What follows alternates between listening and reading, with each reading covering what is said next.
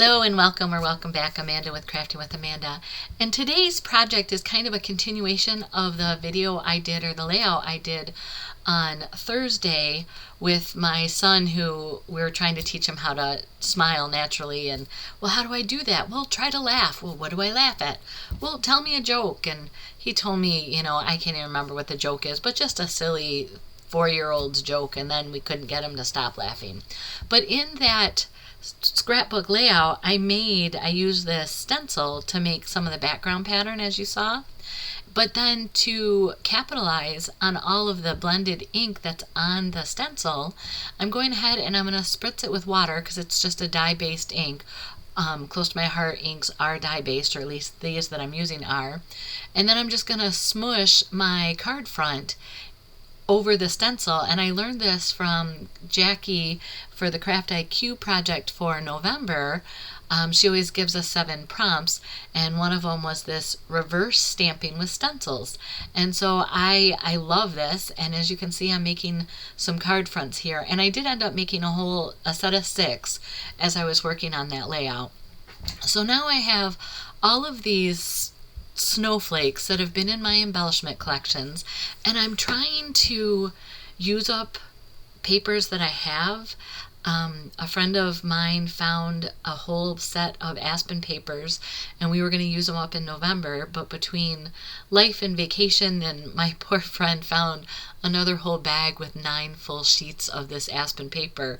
So she has a lot that she's creating with this. So in December, I'm also trying to use up some of this Aspen paper, which I love. It's beautiful. So I'm making these 6 cards utilizing those 6 card fronts that I did from the other project.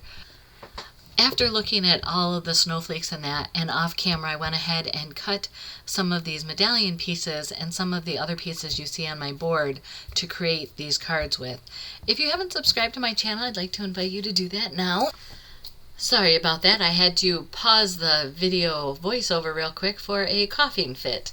I came back from vacation, and my husband kind of had caught a flu on the ship, and then I didn't catch the flu necessarily, or maybe I did, but it turned into an ear infection. So I am just on the tail end of getting off of, finishing my antibiotics, and I still have coughing fits, so apologies for that. So you can see here with the pieces that I cut out, I'm just kind of playing with them, auditioning them, seeing if I want the sentiment backed with the lighter colored papers, how I want the snowflakes set up on here. In the first card, I spend a lot more time and show you some of my thought process, or at least show you kind of how I got from just the card stamping stencil reverse technique to the final project. With the other 5 cards, I don't show you all the details. It's more of the dry fitting. I'll go ahead and glue it down off camera and then come back and show you the rest of the dry fitting process.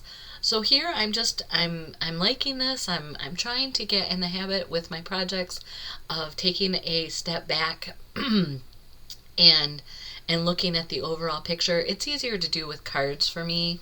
It's a smaller scale, but I'm trying to do it with the scrapbook layouts as well.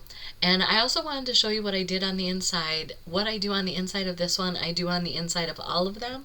It's a Merry Christmas stamp set from one that I've had in my stash for years. I've been a Close to My Heart consultant going on 17 years now, and prior to that I didn't do stamping. I was introduced to stamping with the wooden blocks, but it just didn't work for me. So when this acrylic phenomenon started, I was all in.